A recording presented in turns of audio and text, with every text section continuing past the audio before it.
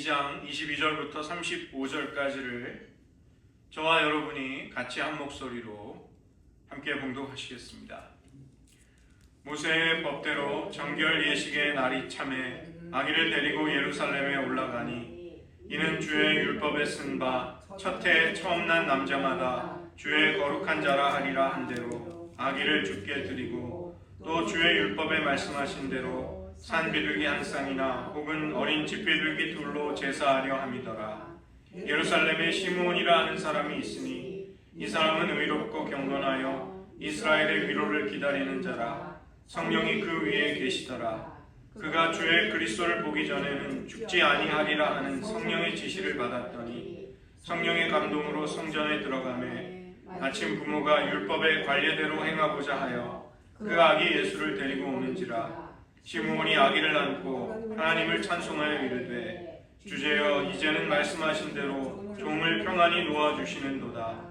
내 눈이 주의 구원을 보았사오니 이는 만민 앞에 예비하신 것이요 이방을 비추는 빛이요 주의 백성 이스라엘의 영광이니이다 하니 그의 부모가 그에 대한 말들을 놀랍게 여기더라. 시므온이 그들에게 축복하고 그의 어머니 마리아에게 말하여 이르되 보라 이는 이스라엘 중 많은 사람을 패하거나 흥하게 하며 비방을 받는 표적이 되기 위하여 세움을 받았고 또 칼이 내 마음을 찌르듯 하리니 이는 여러 사람의 마음의 생각을 드러내려 함이니라 하더라. 기도하시겠습니다. 하나님, 저희들 성탄의 기쁨과 설레임을 가지고 성탄의 전야 이 땅에 나신 예수님의 사랑과 그 기이한 은혜를 묵상하며 다시금 떠올릴 때 우리들의 심령 속에 복음의 영광스러움에 대한 그 감격을 회복시켜 주시고 시므온에게 주셨던 예언과 그의 기도의 내용이 우리들의 삶 속에서도 또 동의되며 또 실천이 될 수 있는 은혜 허락하여 주시옵소서. 모든 말씀 예수님의 이름으로 기도드립니다. 마태복음 5장부터 7장을 예수님이 산에서 가르치신 교훈, 그래서 산상수훈이라는 이름으로 부르고 있습니다. 이 유명한 가르침은 8가지의 복, 8복으로부터 시작이 되는데 그 네 번째 복이 의에 줄이고 목마른 자가 배부를 것이라는 복입니다. 누가복음 2장을 보시면 평생 동안 메시아를 기다리면서 의에 줄이고 목마른 의인 두 사람이 나오는데 시므온과 여자 선지자 안나인 것이죠. 제가 작년에도 이 본문으로 설교를 했는데 오늘은 시므온에 대해서만 말씀을 드리도록 하겠습니다. 구약 성경은 어떤 증인의 말이 법적인 효력을 가지기 위해서는 혼자서는 안 되고 반드시 두세 사람의 증인, 최소한 두 사람의 증인을 필요로 하는 것입니다. 오늘 주님의 탄생을 목격하게 된 증인이 등장하는데 한 명은 남자요 또 한 사람은 여자인 것이죠. 시므온은 기도와 예언을 하고 안나는 감사와 선포를 하고 있습니다. 이렇게 다양한 사람들이 아기 예수님을 직접 만나고 그분에 대해 증언을 들려주고 있는 것이죠.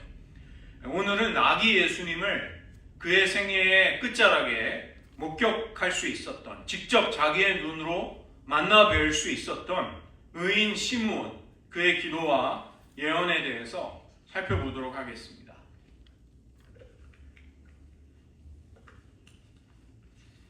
아들을 낳게 되는 여인은 레위기 12장의 정결에 관한 모세의 규례에 따라서 40일을 기다린 후에 정결 예식을 위한 제물을 바치도록 되어 있습니다. 또 출애굽기 13장과 민수기 16장에 따라서 첫 아이인 경우에는 그 아이를 구별해서 하나님께 바쳐야만 했던 것이죠. 그 생명의 속전으로 은 5세계를 하나님은 바치라 이렇게 정하셨습니다. 하나님은 출애굽을 할 때 애굽의 모든 초태생, 살아있는 첫 번째 생명들을 치신 것입니다. 바로의 장자로부터 맷돌 위에 앉아있는 여종의 자식, 가축의 첫 새끼, 모든 처음 난 것을 죽이시고 그것을 통해 애굽을 심판하시면서 자기 백성 이스라엘을 구원해내신 것입니다. 하나님이 그때 애굽과는 달리 이스라엘의 첫 열매, 초태생, 첫 자식들의 생명을 살리셨기 때문에 하나님은 그들이 다 내 것이다 이렇게 선언하셨습니다. 그래서 나중에 레위 지파가 이스라엘 12지파를 대신하는 생명의 속전이 되어서 그들이 하나님께 바쳐지게 되는 것입니다. 그런데 문제는 레위 지파의 수가 많을 때는 상관이 없는데 만약에 레위 지파를 제외한 나머지 12지파의 초태생, 첫 자식들의 숫자가 레위 지파보다 많게 되면 하나님은 그 차이가 나는 숫자만큼 생명의 속전을 내게 바치라 이렇게 정하신 것입니다. 오늘 말씀을 보면 예수님의 부모님은 여유가 있는 사람들이 바치는 어린 양을 가지고 제사를 드리지 못합니다. 이것은 가난하고 여유가 없기 때문에 비둘기 2마리로 율법이 가난한 사람들을 배려하는 그 제물을 바쳤던 것입니다. 친히 영원한 대제사장이 되셔서 제물을 받으셔야 할 예수님이 자신의 속전을 내셨다는 것, 그것을 하나님께 바친다는 것은 하나님의 아들의 겸손함과 낮아짐이 얼마나 엄청난가, 얼마나 기이한가, 이것은 우리의 생각을, 예상을 뛰어넘는 것입니다. 예수님이 바로 우리의 생명 대신에 하나님께 바쳐진 생명의 속전이 되시는 것입니다. 그 때문에 우리는 하나님의 소유가 될 수 있고 하나님이 우리를 친히 취하셔서 나의 자식이다, 나의 소유다, 나의 기업이다 이렇게 선언하실 수 있게 된 것입니다. 그래서 성탄은 아기 예수님에게서 일어난 사건을 보면서 우리가 어떻게 하나님 그분의 소유가 되었는가, 이 놀라운 일이 어떻게 일어났는가를, 그 귀중한 진리를 보여주고 있는 것이죠. 오늘 저희가 주목하고자 하는 사람은 시므온입니다. 구약 성경을 보시면 성령이 그 위에 임하시고 성령의 지시와 감동을 받고 성령의 이끌림을 받아 행하는 사람들을 성령의 사람이라고 그렇게 표현하고 그렇게 평가를 내리는 것이죠. 오늘 등장하고 있는 이 시므온은 죽기 전에 메시아를 친히 볼 수 있게 될 것이다, 하나님의 신비스러운 계시를 받은 사람이었고 그는 평생 이 하나님의 약속을 마음에 품고 기도하는 사람이었습니다. 예수님의 부모 요셉과 마리아가 아기 예수님을 데리고 성전에 들어올 때 시므온은 거기 그 자리에서 성령의 감동을 통해서 내가 지금 목격하고 있는 저 아기가 하나님의 아들 메시아임을 알아보게 되고 기도를 드리면서 아기 예수님에 대한 예언을 성령의 감동 속에 하고 있는 것입니다. 우리가 이 자리를 보면 예수님이 세례를 받으시는 장면에서처럼 삼위일체 하나님의 역사하심과 함께 일하심을 볼 수 있는 것이죠. 성령님은 메시아를 기다리며 하나님의 나라를 갈망하는 의인 시므온에게 하나님의 아들을 마침내 보게 될 것이라는 감동을 주십니다. 성령의 역사하심이죠. 그러자 시므온은 감격과 감사에 넘쳐서 아기 예수님을 품에 안고 아버지 하나님을 찬송하고 있는 것입니다. 성령님은 하나님의 아들을 영광스럽게 계시하고 드러내 주시는 것이죠. 이로 인해서 시므온은 하나님 아버지를 소리 높여 송축하고 있는 것입니다. 성령님은 왜 보내심을 받고 무슨 일을 하시는가? 예수님을 높이고 존귀스럽게 하는 것이고 예수님은 아버지를 또 영광스럽게 하시는 것입니다. 우리가 성령의 역사에 진정으로 동참한다는 것이 무슨 의미일까요? 예수 그리스도를 영광스럽게 하시며 그분을 더욱 사랑하게 하심으로써 아버지께 영광을 돌리게 하는 이런 일들 속에 우리가 참여한다면 우리가 제대로 진리에 따라서 성령의 역사를 참여하는 것이 되는 것입니다. 기독교는 종교활동을 하는 것도 아니고 조직이나 단체에서 멤버십을 취득해서 그것을 즐기는 것도 아닙니다. 뛰어난 지도자를 따르는 것 혹은 위대한 신학자나 교사를 추종하고 그들의 가르침에 몰두하는 것, 그 정도를 가지고는 신앙생활을 한다고 할 수 없는 것입니다. 기독교 신앙은 처음부터 끝까지 성령의 역사를 통해 예수님 그분이 어떠한 분이신지를 알아가는 것입니다. 그리고 그를 통해 아버지의 영광을 누리고 즐거워하고 그것에 참여하는 모든 과정, 이것이 신앙생활이라고 할 수 있는 것이죠. 성령으로 충만하고 건전한 성령 체험을 한다는 기준이 무엇일까요? 성령을 사모하며 우리가 성령의 은사와 능력을 하나님께 간구해야 할 이유가 무엇인지, 그것을 우리는 오늘 시므온을 보면서 깨달을 수 있게 되는 것입니다.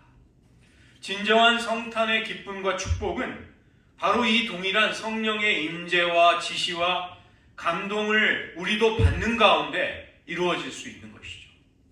우리에게 아들을 밝히 보이시고 그분을 경배하며 사랑할 수 있게 하시는 그 성령의 역사, 그를 통해 아버지의 뜻이 우리들의 삶 가운데에서도 이루어져 갈 때 우리는 올바른 성탄의 의도와 목적에 참여하고 있는 사람이 될 수 있는 것입니다.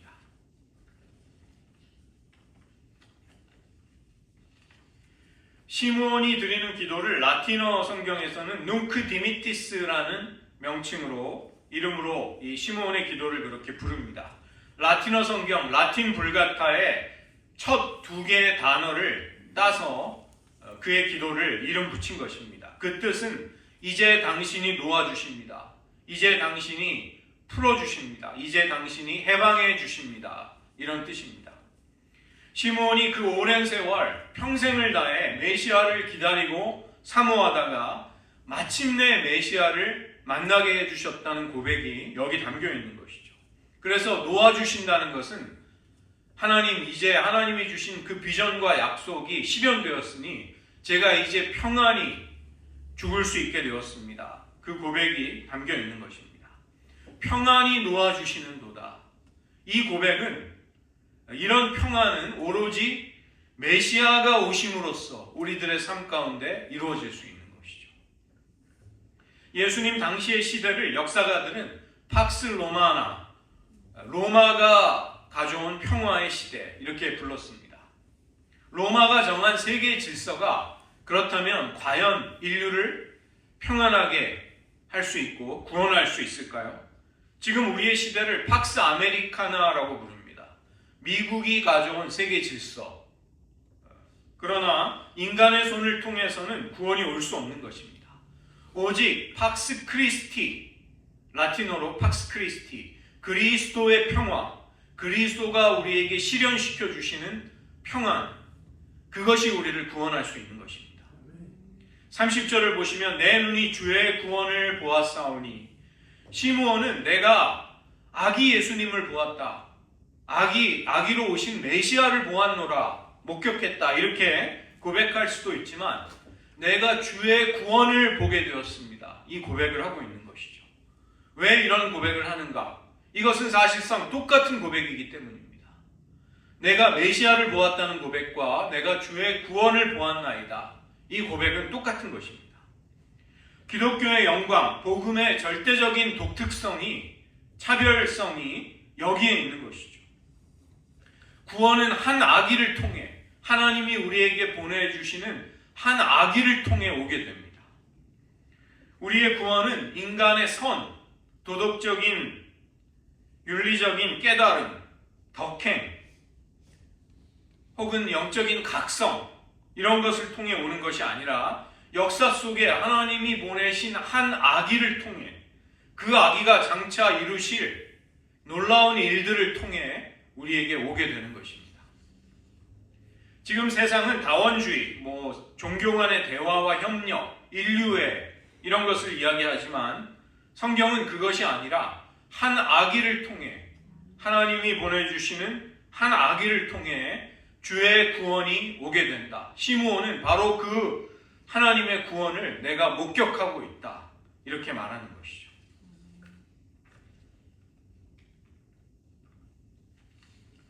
이 구원은 만민을 위해 예비된 것입니다. 만민은 이방인과 유대인 모두를 포함하는 전체 인류, 우리 모두를 향하는 것이죠. 복음은 처음부터 모든 민족과 모든 사람을 향해 활짝 열려 있는 것입니다. 그리고 복음은 인간의 삶의 모든 현실, 모든 고민, 우리들의 애환, 우리들의 실제 생활, 이 모든 것에 맞닿아 있고 연결되어 있는 것입니다. 예수님은 어둠에 사로잡혀 있는 이방 땅을 비추는 빛으로 우리에게 오십니다. 그분의 빛을 통해 온 세상은 생명을 얻게 되는 것이죠. 그 때문에 이 하나님의 아들 때문에 이방인들은 하나님의 백성 이스라엘을 칭송하고 높이게 될 것입니다. 이것이 이스라엘의 영광이 된다는 것입니다. 우리 교회도 부족하기는 하지만 선교에 동참했습니다. 앞으로 선교의 지평이 더 넓어지기를 바라고 있는 것이죠.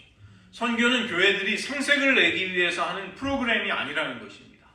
헌금을 효과적으로 전략적으로 지출하는 방법 중에 하나가 아니라는 것입니다. 선교는 모든 만민을 위해 구원을 예비하신 하나님의 뜻을 쫓아서 복음의 영광스러움을 따라 행하는 신앙의 본질에 속하는 것입니다. 선교학자 레슬리 뉴비긴이라는 분은 불은 타고 있는 동안만 불일 수 있다. 만약에 불이 타고 있지 않아서 빛과 열을 내고 있지 않다면 우리는 그것을 불이라고 부를 수 없다는 것입니다. 이것을 통해, 이 비유를 통해서 그는 교회가 선교를 하는 것이 아니라 선교를 하고 있기 때문에 교회가 교회일 수 있다. 선교를 하고 있는 동안 교회는 진정한 교회가 된다. 이것을 말씀했던 것이죠. 복음이 시작된 팔레스틴 땅과 한국 사람들은 역사적으로나 지리적으로나 문화적으로 너무나 멀리 떨어져 있습니다. 그러나 그런 우리들에게도 은자의 나라, Hermit Nation, 그 조선 땅에도 복음은 찾아온 것입니다. 우리가 지금 이처럼 복음을 믿고 예수님을 사랑할 수 있게 된 것, 이것은 절대로 자연스럽게 그냥 일어날 수 있는 일이 아니라는 것입니다. 희생과 수고를 마다하지 않고 이 그리스도의 복된 소식을 만민을 위해 예비된 아기 예수님이 우리에게 오셨다는 이 소식을 우리에게 전달해 준 사람들이 있었기에 가능한 일이라는 것이죠.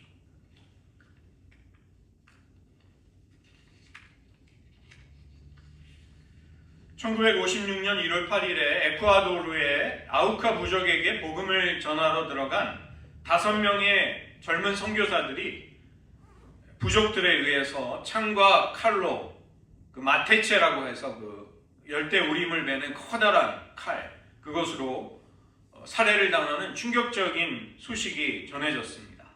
바로 짐 엘리엇과 그의 동료 선교사들이었습니다. 그 당시 라이프지와 타임지는 10페이지에 달하는 특집 기사를 냈는데 거기에다 커다란 제목을 붙였습니다. What an unnecessary waste. 얼마나 불필요한 쓸데없는 낭비인가. 이것이 그 제목이었습니다. 장래가 창창한 젊은이들이 남미의 정글 속에 가서 아무것도 해보지 못하고 왜 끔찍하게 살해를 당하는 일이 일어나도록 내버려 두었는가? 그런 일이 왜 생겼는가? 그러나 더 놀라운 일이 여기서 끝나지 않고 계속되었던 것입니다. 짐 엘리엇의 아내였던 엘리자벳 엘리엇은 바로 그 남편, 자기 남편을 살해한 식인종 아우카 부족에게로 다시 들어갔습니다.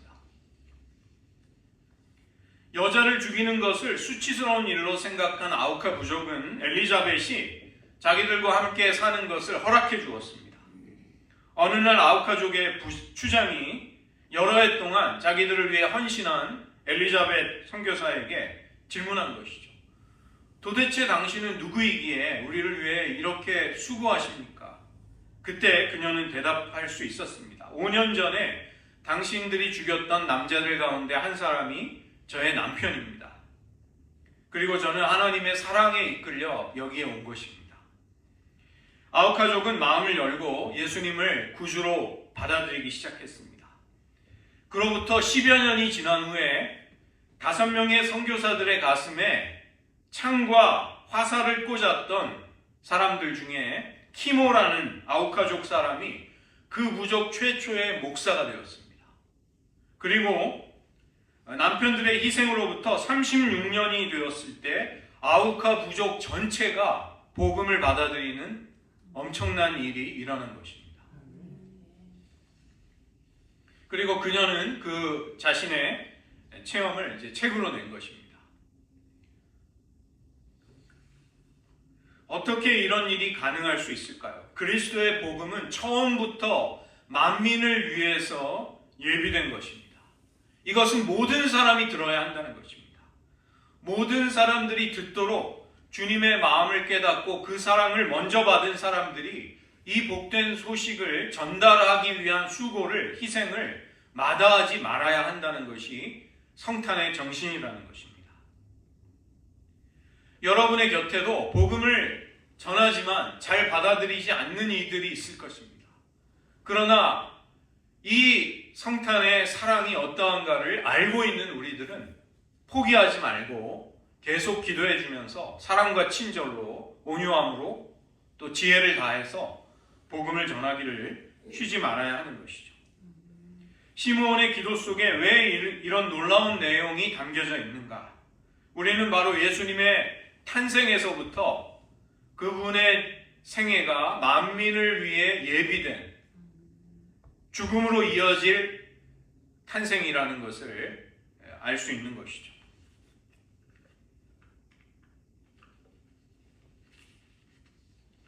예수님은 이스라엘 중 많은 사람을 패하거나 흥하게 하기 위해 세움을 받고 또 비방을 받는 표적으로 세움을 받게 될 것이다. 이것이 예수님의 생애에 대한 시므온의 예언이었습니다. 예수님과 복음을 거절하는 사람들에게 그분은 걸려 넘어지는 장애물, 스텀블링 블럭, 헬라어로는 스칸달론이 되시는 것이죠. 영어에 스캔들이라는 말이 있죠. 추문. 이것이 스칸달론이라는 이 헬라어로부터 나온 말입니다.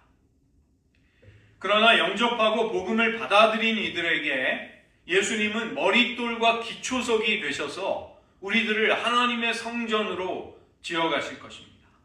이것을 이사야 선지자가 역시 예언했습니다. 이사야 8장 14절로 15절을 제가 읽어드리겠습니다. 그가 성소가 되시리라.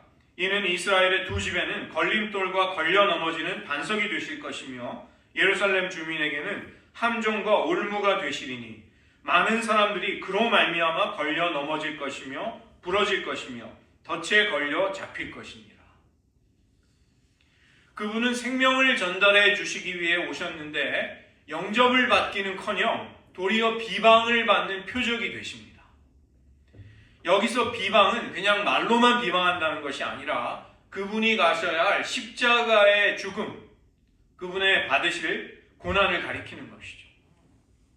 시므온은 마리아에게, 어머니에게 칼이 내 마음을 찌르듯 하리라, 이것을 알려줍니다. 예언이죠. 마리아는 누가복음 2장 19절을 보시면 예수님에 관한 모든 말씀을 그 마음에 담아두고 잊지 않고 기억하는, 묵상하는 영성을 가진 믿음의 여인이었습니다. 한자어로 자식을 앞서 보내는 부모의 아픔을 가리켜서 참척이라는 한자어가 있습니다. 참혹할 만큼 그 정도의 슬픔, 자녀의 죽음을 보아야 하는 부모의 슬픔을 일컫는 말입니다. 마리아는 예수님이 그 잔인한 십자가의 처형을 당하시는 모든 과정을 지켜보았습니다. 칼로 저미는 아픔이 그녀의 영혼에 앞으로 밀려 들어오게 될 것입니다. 왜 그런지에 대한 이유가 35절의 마지막에 있습니다. 이는 여러 사람의 마음의 생각을 드러내려 함이니라 하더라. 헬라어 호포스를 이는이라고 번역을 했는데 이것은 무엇을 하기 위해서라는 목적을 나타내는 접속사입니다. 영어의 so that, 무엇을 하기 위해서. 예수님이 많은 사람을 패하게도 하고 흥하게도 하도록 왜 세움을 받았는가? 왜 그분의 미래가 비방을 받는 표적이 되어야만 하는가? 그것은 여러 사람의 마음의 생각을 드러내기 위해서, 그것 때문에 그렇게 되신다는 것입니다. 요한복음 3장 19절로 20절을 보시면 사람들이 빛보다 어두움을 더 사랑하기 때문에 자신의 어두움을 폭로하기 위해 빛으로 오시는 예수님을 미워하고 증오하면서 빛 되신 예수님에게로 오지 않을 것이라는 것을 사도 요한이 말씀하고 있습니다. 하나님의 나라가 임하고 복음이 선포되면 여러 사람들의 마음속에 숨겨진 생각들이 드러나게 됩니다. 자신의 추함과 악함을 폭로하는 하나님의 역사에 긍휼과 은혜를 구하면서 예수님께로 나아오는 자들은 회개와 정결함을 받고 구원에 이르게 되는 것이죠. 그러나 하나님의 빛이 드러내는 자신의 실상을 받아들이지 않고 진리로 나아오라는 부르심을 거절하는 사람들, 그들은 복음을 대적하게 되고 예수님을 증오하는 편에 서는 것입니다. 영적인 어두움에서 나오지 않을 때 그 어두움이 그들을 삼켜버리는 것이죠. 예수님께 등을 지면 자신의 그 어두움의 그림자가 자기 자신을 삼키게 되는 것입니다. 복음의 본질이 이처럼 우리들의 마음의 생각, 우리들의 실체를 드러낸다고 할 때 필연적으로 무슨 일이 생길까요? 복음이 선포되는 곳에는 갈등과 불화와 다툼과 투쟁이 생기게 됩니다. 하나님의 진리가 우리의 참모습을 드러내면 우리는 하나님께 나아가 그분을 사랑할지 아니면 그분을 등지고 대적하면서 어두움 속으로 들어갈지를 선택해야만 하는 것입니다. 예수님은 마태복음 10장 34절에서 내가 세상에 화평을 주러 온 줄로 생각하지 말라. 화평이 아니요 검을 주러 왔노라. 이렇게 말씀하십니다. 예수님이 폭력을 조장한다거나 폭력을 정당화하신다는 말씀이 아니죠. 그분의 부르심, 복음의 빛 때문에 사람들의 내면이 그 감추었던 생각이 드러나면서 갈등과 불화가 생겨난다는 것입니다. 제가 뉴저지에서 섬기던 교회에 제가 별명을 붙여준 인상 깊은 그 아이가 있었습니다. 제가 꼬마 신학자라고 별명을 붙여주었는데 유치부 학생이었기 때문에 이제 제 아내가 그 아이를 이제 양육했습니다. 그래서 아내가 저에게 이제 농담 삼아 말하기를 내가 맡은 회중은 수가 더 적지만 당신보다 내가 더 행복한 사역자다. 왜냐하면 가르치는 대로 정말 그 가르침을 스폰지처럼 빨아들이는 그런 아이였습니다. 동방 박사가 아기 예수님에게 가져온 예물, 황금과 유향과 모략 중에서 왜 죽은 사람에게 필요한 유향과 모략을 예수님께 바치는가? 이 설교를 2주 전에 듣고서 그것을 기억하고 있다가 이 아이가 형들 앞에서 설명을 해준 것입니다. 설교를 한국어로 듣고 대답은 또 영어로 유창하게 해주었습니다. 이 아이의 기억 속에 이것이 또렷이 각인이 된 것이죠. 예수님이 우리 죄 때문에 죽었기 때문에 유향과 모략을 선물로 받으셨다고 이렇게 아주 명쾌하게 대답을 한 것입니다. 이제 태어난 지 40일이 지난 정결례를 하기 위해서 이런 어린 아기를 하나님께 바치려고 하는 경건한 어머니에게 칼이 내 마음을 찌르듯 하리라. 이 예언은 왠지 너무나도 가혹하고 어색하고 맞지 않는 것처럼 보인다는 것입니다. 그러나 복음이 사람들의 마음의 생각, 그 깊은 곳에 숨겨진 진실을 드러내고 폭로한다고 할 때 이 예언은 너무나도 정확한 예언이 되는 것이죠.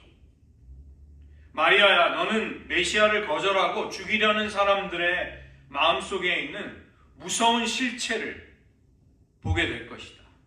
그 자리는 내가 사랑하는 아들이자 메시아가 끔찍한 죽음을 당하는 자리가 될 것이다. 마리아의 마음을 찌르는 그 칼은 실상은 가장 먼저 예수님을 찌르게 될 것입니다. 그리고 그 모든 일들이 진행되는 과정을 보면서 마리아는 고통스럽게 온 몸과 마음으로 영혼으로 그 모든 것을 느끼고 경험하게 된다는 것입니다.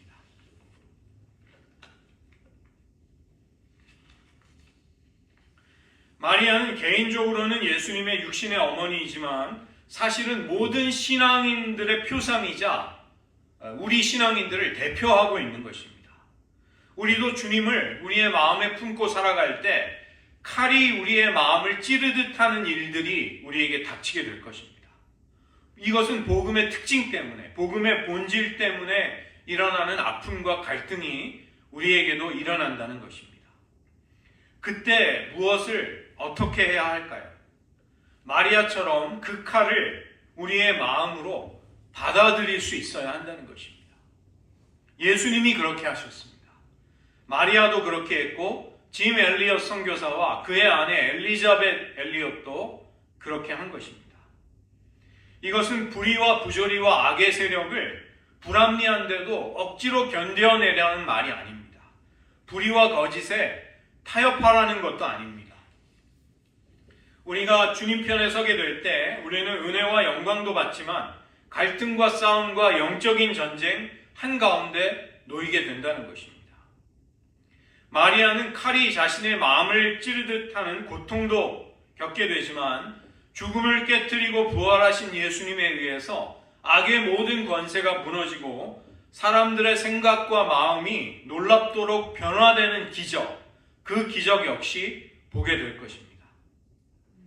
오늘 성탄을 맞은 우리는 아기로 태어나셔서 우리 곁으로 오신 예수님이 누군가를 무너뜨리고 또 누군가를 세우시며 흥하게 하는 것을 보는 것입니다. 그분은 지금도 세상 속에서 비방을 받는 표적이 되어 계십니다. 그분은 어떤 사람들로부터는 존귀와 찬양을 받으시지만 그분을 미워하고 그분을 싫어하고 그분에게로 나아오지 않으려는 어두운 심령을 가진 많은 사람들이 그분을 냉대하고 있는 것이죠. 그분을 거절하는 세상의 칼은 우리의 마음도 찌를 것입니다. 어쩌면 하나님을 대적하며 순종하지 않고 있는 우리 자신의 칼이 우리를 찌르고 우리 곁에 다른 사람의 마음을 찌르고 있을 것입니다. 그러나 복음에는 이 모든 것을 넘어서는 소망이 있는 것입니다. 짐 엘리엇 같은 선교사의 심장을 찔렀던 아우카 부족, 그들조차 변화받아서 그들을 복음의 일꾼으로 만드시는 하나님의 능력이 역사하고 계시는 것이죠. 우리가 진정으로 주님을 따르고 있다면 세상은 우리를 향해서도 칼날을 겨눌 것입니다. 불의한 사회 속에서 혼자 양심을 지키면 세상은 자기들에게 동조하지 않고 협력하지 않는다면서 미워할 것입니다. 지금 중국 사회에서 그 사회의 진실을 이야기하면 체포당하거나 끌려가거나 사라지게 됩니다. 마찬가지인 것이죠. 자기의 마음의 생각이 드러나는 것이 두려운 사람들, 그들이 우리를 찌를 것입니다. 심지어는 우리가 사랑해서 복음을 전해주고 싶어도 그런 우리를 향해서도 칼을 찌르려고 할 것입니다. 그러나 그때 우리는 기억해야만 할 것입니다. 그런 칼이 마리아의 마음을 찔렀고 주님의 심장을 찔렀습니다. 짐 엘리엇 선교사와 엘리자벳 엘리엇 선교사의 심장을 이미 찔렀다는 것을 우리는 잊지 말아야 하는 것이죠. 이것은 우리가 인간적으로 대적하거나 혈기를 부리거나 맞서는 대신에 그저 그 칼을 주님처럼 우리의 마음으로 받아들이면 되는 것입니다. 마리아처럼 모든 것을 하나님께 맡기고 나아갈 때 마리아에게 주신 놀라운 승리와 반전을 우리에게도 주실 것입니다. 이 시므온의 기도와 예언 속에 담겨있는 진리를 따라 살아가는 우리 모두가 되시기를 이 복된 성탄의 날에 축원드립니다. 말씀을 의지하며 저희들 한번 기도하겠습니다. 오늘 만민을 구원하기 위해 오신 아기 예수님, 그분은 많은 사람을 흥하게도 하시고 망하게도 하시는 복음의 빛과 영광을 드러내시는 분이십니다. 사람들의 마음의 숨은 생각과 진실을 드러내는 복음의 빛이 마치 칼처럼 마음을 찌를 것입니다. 가장 먼저 예수님의 마음과 심장을 그 칼이 찔렀습니다. 그리고 복음을 받아서 우리들에게 전해주고자 우리를 진정으로 사랑하고 헌신해준 이들의 마음을 그 칼이 찔렀던 것입니다. 우리의 마음의 실상을 드러내는 이 칼이 우리의 마음을 찌를 때 여러분 한번 어떻게 반응하며 살아왔는지를 성찰해 보십시오. 혹시 외면하며 핑계대며 회피하지는 않았습니까? 화를 내며 저주하지는 않았습니까? 혹은 무관심으로 애써 모른 척 하려고 살지는 않았냐는 것입니다. 아니면 그 칼이 우리의 마음을 찌를 때 마리아처럼 주님처럼 온전히 하나님께 순복하며 두 손을 들고 온전히 하나님께 자신을 맡겼는가? 우리는 그런 신앙으로 살아가기를 원합니다. 이 성탄의 날 하나님 시므온의 기도와 예언 속에 나타난 그 말씀대로 우리도 살게 하여 주시옵소서. 이 시간 잠시 기도하겠습니다.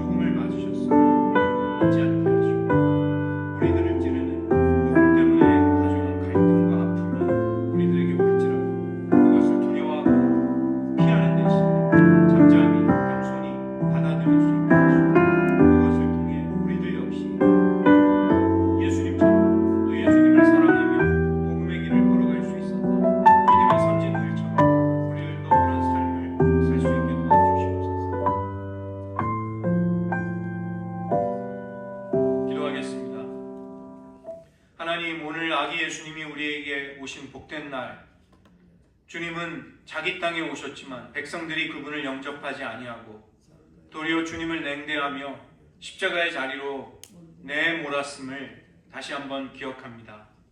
주님은 많은 이들을 흥하게도 하고 패하게도 하는 비방을 받는 표적으로 세움을 받기 위해 오셨는데, 그것은 우리들의 마음의 생각과 진실과 실체를 드러내시기 위함이라고 시므온은 성령에 감동되어 우리들을 교훈하고 있습니다. 주님, 복음의 그 빛이 우리들의 마음과 우리들의 실체를 드러낼 때 우리는 어떻게 응답하며 살아왔는지요? 저희를 만약 그것을 회피하거나 반항하거나 무관심으로 일관했다면 그 모든 잘못된 태도들을 내려놓고 마리아처럼 예수님처럼 예수님을 사랑해서 복음의 길을 뒤따라갔던 하나님의 사람들처럼 우리들 역시 우리의 마음을 칼처럼 찌르는 복음으로 인한 고통과 아픔을 영광스러운 복음의 상처로 받아들일 수 있게 도와주시옵소서. 오늘 이 시간 저희들에게 성탄의 기쁨뿐만이 아니라 우리들에게 이 기쁨을 주시기 위해 예수님이 먼저 겪으셔야 할 대속의 고난과 아픔과 희생이 있었음을 기억하게 하시고, 예수님이 생명의 속전을 바치심으로 우리가 하나님의 것이 되어 마음껏 기뻐하며 마음껏 즐거워할 수 있게 된 놀라운 삶이 허락받았음을, 우리에게 활짝 열렸음을 깨달으면서 이 날을 기뻐하고 주님을 즐거워하게 하여 주시옵소서. 모든 말씀 예수님의 이름으로 기도드립니다.